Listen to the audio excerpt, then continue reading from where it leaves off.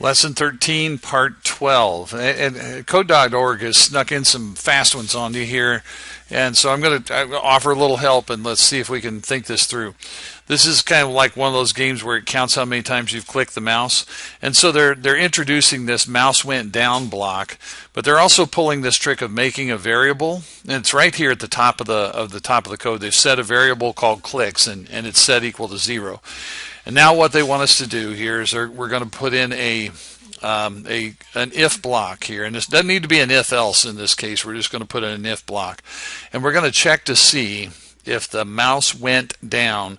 So on this one, you don't just want mouse down, you want mouse went down. It's a different thing. It checks to see if the button went down, and it's a little bit different count. So I'm going to check to see if mouse went down. Now, what we want to have happen if the mouse did go down is we want to increase this variable up here, the clicks equals 0. Here's what that's going to look like. We bring over this block that says x equals. I'm just going to bring that over and drop it in, but it's going to have to be clicks. And the reason it has to be clicks, that's a labeling thing like we've done before. It's clicks up here, so it's got to be clicks down here. And what we're going to do is add, right? I'm going to bring over an adding block, and I'll drop that in the second hole. And sorry, I got the wrong thing. That's a multiplication block. There's an adding block. Now in this first hole, I'm just going to type the label of the variable again. It's going to be clicks, like that. So clicks equals clicks plus 1. So that's a computer way of saying just keeping every time the mouse gets clicked, just increase it by 1.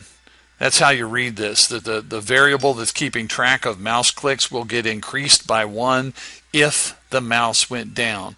That's what this math does in here, is increase the variable by 1. It starts off at 0, and this increases it by 1 every time the mouse gets clicked. All right, so if we run this code and I go click, click, click, click, click, click, click, click, click, click, click, and you can't see me, you can't see my hand clicking the mouse, but I am clicking the mouse. And if you look at the little game screen on the left hand side, every time I click it, it is keeping track of, it's adding 1 to the number of clicks.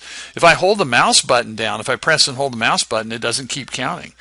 So that's kind of the difference between mouse down and mouse went down. It counts differently. All right, so that's really it on Part 12. We're trying to create that situation right there where every time you click a mouse, it counts.